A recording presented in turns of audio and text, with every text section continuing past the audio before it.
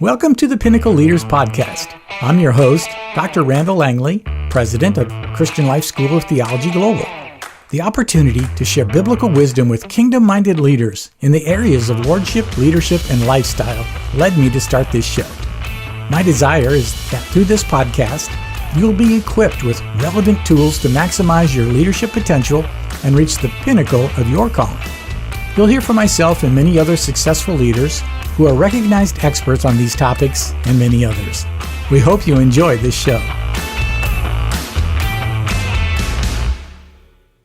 Thank you for joining us for today's show. I'm Jonathan Langley, Dr. Langley's son, and today's guest host.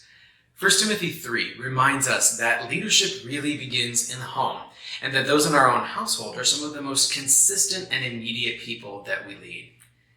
Back in episode 3, we had the privilege of interviewing Dr. Lon Flippo, who shared biblical wisdom for leadership soul care. Today, he shares practical tips for leading your children and family well from his Christian Life School of Theology Global online course, A Theology of Parenting. Let's jump right in. I'm going to start with the 5 ways to know if your kid or your children are spoiled. The top 5 ways to know if your kid or your children are spoiled, and we'll go ahead and add it, rotten. Because you know what? That's a double entendre. That means it's not only spoiled, it's spoiled rotten. You can eat spoiled food, but not spoiled rotten food. All right, here we go. Number 1, no particular order, but we'll just have some fun with them. Sports or activities. You know your kids are spoiled if they play or are involved in more than 2 sports or activities of any kind. Because you know why? Because only 37% of children in America play in more than just 1 sport or activity. And that means that 63% only participate in 1 or 0. So you're going to find yourself in the top 37% if your kids are doing 2 things. I didn't say they're spoiled rotten yet. I just said they might be on their way to being spoiled. Number 2 top ways to know your kids are spoiled, possessions. You know your children are spoiled if you have to hold a yearly garage sale to get rid of all the stuff that you've accumulated, or you have to rent a storage unit, or you have turned your garage into a storage unit. You know then that you have too much stuff and you need to do something about it. You also know your kids are spoiled if they have a device before the age of 5. And device can mean anything. It can mean a phone, a tablet, a laptop, any kind of device. If they've got one before age 5, they are spoiled. And if they have more than 2 before age 10, they're double spoiled. And I will tell you that I know my grandkids are spoiled because they both have iPads. And they use them to play some games on. We don't just let them only, play watch goofy movies and stuff like that. My granddaughter likes to watch little videos that kids make of how to make crafts and cook and stuff. So there is some education going on there. But if they've got one before age 5 already, you're spoiling them, because most kids in this country and in this world do not have a device. You also know your kids are spoiled if your middle name is taxi service, right? You realize your kids are spoiled when you're planning on going to the gym yourself for some personal time, and you end up in the Target shopping mall and Target store lot because you're just so used to going there, and you don't even know why you got there. You don't even know how you got there, but you're just so used to running and going that you might even have somebody I know here on staff has a car that they use just to haul stuff around and run around all the time. You might be having your kids be spoiled. And then finally, the other 5 ways to know your kids are spoiled is that you know your kids are spoiled when you know what LOL means, when you know what Kinder Joy means, and you know what a Hatchimal is. Your kids are spoiled. How many know what those are? Yeah, see, too many of you. All right, we're just kidding. We're having some fun. Here's some things, though, maybe on a more serious note. I talked to my wife about this. I said, hey, what's some of the things we wished we had taken more action on? And we came up with these. I'll throw them out at you, and we'll let this kind of be some little warm embers to ignite our evening and this weekend. 7 actions we wish we had taken. Number 1 was we wish we would have limited technology.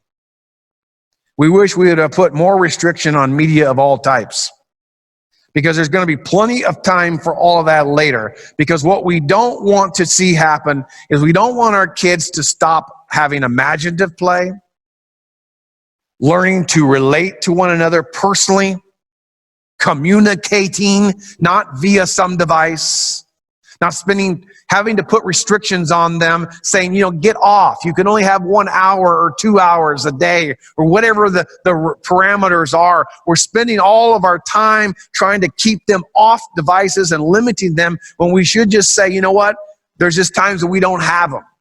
I believe that going forward, families are going to have to take and have a fast and a day off from technology. And start with something. Start with a couple hours, and move along. But you're going to have to put time in there for that, because if you don't, then everybody in your family is just going to go to their devices. This past Christmas, my family got together and we just played games one night. That's all. Just board games, and talked and had fun. No devices, no TV, no, music on the background, just us hanging out. We wish we would have limited the technology, because it's just so prevalent and so demanding of our time and our energy. And then number 2, we wish we hadn't spoiled our kids so much. And I think you already know that, because, go see the ways if your kids are spoiled. So we spoiled our kids too much. We did. Doesn't mean you go the opposite extreme. This whole weekend, don't do that, okay? Don't listen to something I tell you and then do the opposite of it 100%. Look for some balance. Move a little bit this way, move a little bit that way, move together. Try to find some ways to make these things manageable, and not, because I don't want your kids to be blaming me someday. Oh, you came home from that weekend seminar thing and you just blew up our lives, man. I hate that Dr. Lon Flippo. No, don't blame. You can blame me if you want, because they'll never see me. But, well, actually they can now. See, they can go on Facebook and Twitter and everything else. And so we just knew that we spoiled our kids too much. So just try to think through things. Am I doing too much to try to compensate for what? Maybe something I didn't get. Something I wished I could give them. We all want to do better for our kids, right? We always do, but we can't give too much.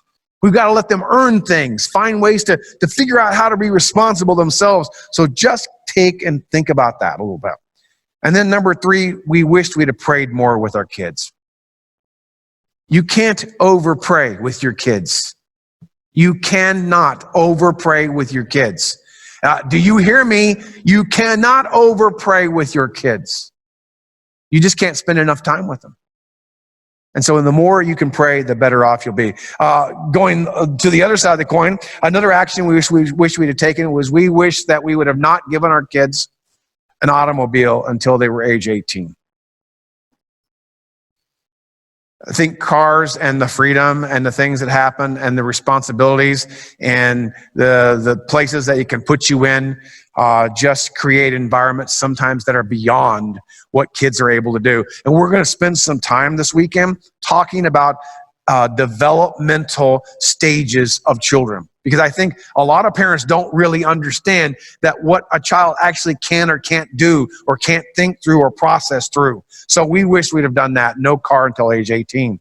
We also wish we'd have taken a short-term mission trips with our kids before the age of 16. To just let them see what the world's really like out there, what's really going on. It doesn't have to be to a foreign country. It could be to some, part of the country, even in the United States. Lots of areas where things are really difficult, and you just take some time and go and look at those, and so that not only leads us to short-term missions projects, but just more serving projects. What could we do as a family to have served others more? If you instill service, you teach service, you model service and giving, then your kids will become that themselves. And then I think we wished we had just cared less about objects and more about relationships. Sometimes we just get caught up in they're breaking something and destroying something. And my grandkids were, like I said, at my house, and they tore my house apart over Christmas, man. But you know, as I was cleaning up after they were there, I was literally crying, vacuuming the floor. Because they weren't there anymore. I didn't care. It's just carpet. It's just stuff. It's just junk. Because what happens to most of it? It's in the garage sale. It's in Goodwill. You're giving it away. You're busting it. It doesn't work. Focus more on relationships and teach them not just about each other and how they relate, but, you know, like as a family, but how they relate to one another's brothers and sisters and or siblings and cousins and then, you know, students with school. Focusing, teaching that will give them something that will last them far more than an object, because an object won't last. And then number 7 is take the above 6, which is limit technology, don't spoil your kids, pray more with your kids, no car till age 18, take a short-term missions project and serve project, care less about objects and more about relationship. Take the above 6 and multiply it times 3. And just keep doing those things over and over and over. That's how I kind of cheated and got 7 ways, but it was really only 6. But don't tell nobody. Okay. And then finally, 5 things parents can do to train their children spiritually. And then this will lead us into our second session here in a moment, where we're going to be talking, begin the stages of laying down a foundation of theological parenting. 5 things parents can do to train their children spiritually. I believe, number 1, you start with keeping your view godly. You focus, again, kind of going back to some other things we were talking about, you focus more on things that are unseen than what you can see. The Bible tells us this: focus on things that are eternal, not temporal, not things that you can put your hands and feet on and go, oh, that's cool, I like that. No, what about the things you can't understand? You know, like what love is, what grace is, what forgiveness is, what hope is, what, you know, patience is, and all those things. Keeping our view godly instead of talking all the time about what's going on with the government, what's wrong with the country. I hear so many people, all they want to do right now, and don't get me wrong on this, we want to spend all of our time talking about what's happening in our country with our president than we are talking about God. Okay, you can talk some politics with your kids if they're at an age appropriate for that, but make sure you're talking more about God. Or culture, you know, the hot, cool, funny movie and the neat old, you know, Twitter thing and the little YouTube video. We spend all of our time talking about things that don't really matter. We can have fun, we can talk about those things, but make sure we're spending more time talking about God. And then number 2, I think the way you can train your children spiritually is to practice on a daily basis grace and forgiveness. Real grace and forgiveness, and not just, you know, like moments, but where you really it's a part of who you are, where your kids can come to you then when they're older, they're teenagers or young adults, and they've made a horrific mistake or two, and they can actually sit down with you and talk about it. And not because, you know, they're just like going to get the little wand waved over them and you're forgiven, you can go and sin no more, but you can really honestly talk about it because they know that you're going to model that for them, and they're going to understand what it really means. So practice it, and don't be the person who withholds it. And then number 3, a big issue, and we're going to talk about it as well, is to maintain discipline. You're on the same page as a couple, as a family. When you discipline, we're going to talk about the difference between discipline and punishment. But when we discipline, we maintain it. We stay steady on it. We don't cave in on it. We don't give up on it. We don't let them whine and cry about it, and then we give in and go on. We stay consistent with it. You know, God doesn't change his rules, does he? So why should we be always changing ours? We set in motion for them a feeling, a sense of that if I can argue my way out of it, if I can cry my way out of it, if I can somehow do something to make it go away, that's the answer. And so we have a bunch of adults then who grow up and I can't live a disciplined life. So if you can learn to teach them those things now, they'll learn to do them when they're older. And then no matter what happens, no matter what goes on, no matter how ugly it is, how terrible it is, how frustrating it is, you never break relationship with your children, ever. Now, I'm building a theme here from these things that we've been talking about so far.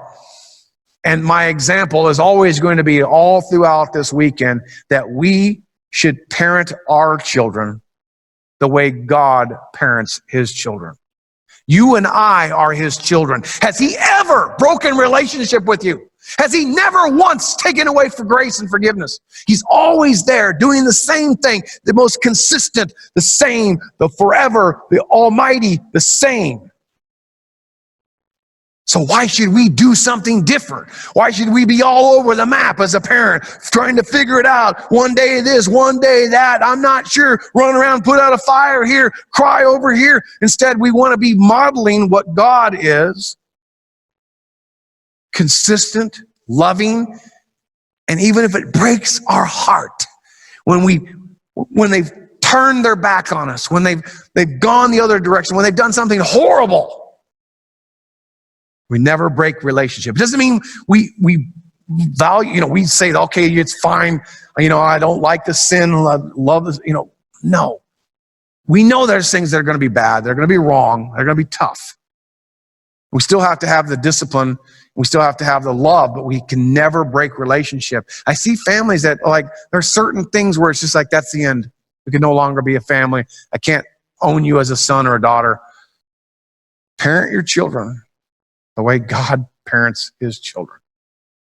And then finally, number 5 is just to love like Jesus loved. Just more love. If you don't know what else to do for kids, just love them. Just love them. Because in the end, you never will say, boy, I just, most people go, I wish I had more love. Just one more hug. One more person just tell me that they thought I was special. To love unconditionally. To love with all of our heart, all of our soul, all of our mind. Thanks for listening to the Pinnacle Leaders Podcast. This show can be found on Apple Podcasts, cpnshows.com, or wherever you listen to podcasts. If you have suggestions for this show, we'd love to know what you think. Visit www.randalllangley.com to share your thoughts or connect with me on social media. You can also find other resources and interviews with my previous guests on my website, Facebook, and Instagram. We exist to serve kingdom-minded leaders like you. Grace and peace, my friends.